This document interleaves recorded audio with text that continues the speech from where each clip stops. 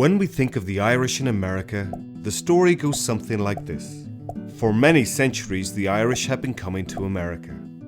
In the 6th century, St. Brendan, the navigator, set sail for the island of Paradise, and instead landed somewhere in Newfoundland.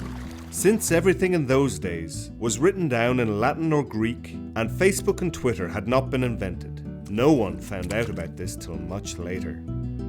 In the mid-19th century, as a result of the Great Hunger, hundreds and thousands of Irish Catholic peasants took the coffin ships to America. Wait a minute, we have to back up a bit. To just before the American Revolution, the Protestant Scots-Irish made America their home. These were tough frontiersmen and farmers that helped create the United States of America. So back to the 1840s. This was the time of the Industrial Revolution, where cities grew rapidly. Wave after wave of Irish immigrants came to seek a better life, among them the Irish.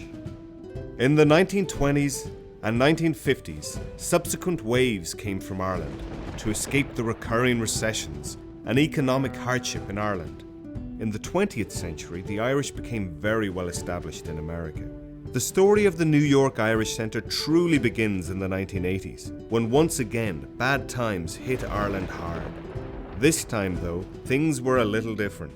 It had been 30 years since the previous great wave of Irish in the 1950s. Unfortunately, because of their undocumented status, the Irish of the 1980s couldn't legally work.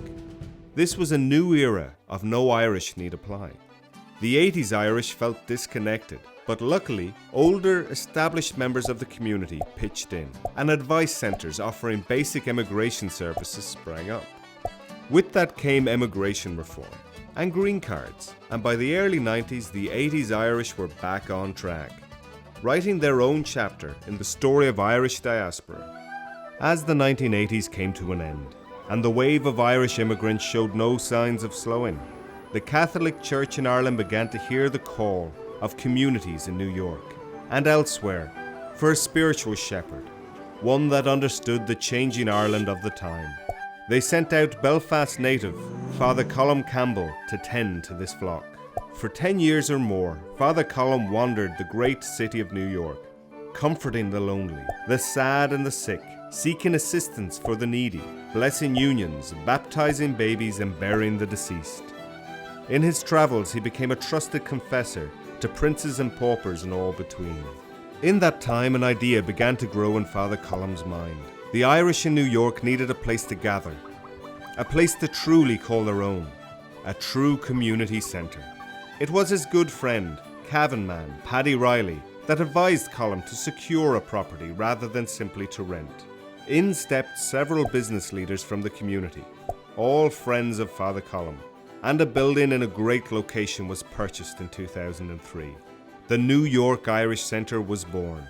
At first, the building was in bad shape. Volunteers, many of them seniors, with skills and trades to offer, came out of the woodwork to help Father Colum with his vision for an Irish centre.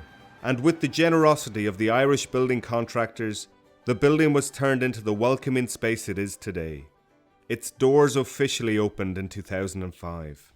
So what is the New York Irish Centre all about? It's about being together, the mixing of generations, keeping the Irish culture alive and vibrant, helping people who want to help, keeping the community strong and making it stronger. At the New York Irish Centre, we feel the sky is the limit. We invite you to come and be with us, help shape our future, make us stronger. We haven't inherited our culture and identity from our ancestors. We've borrowed it from our children.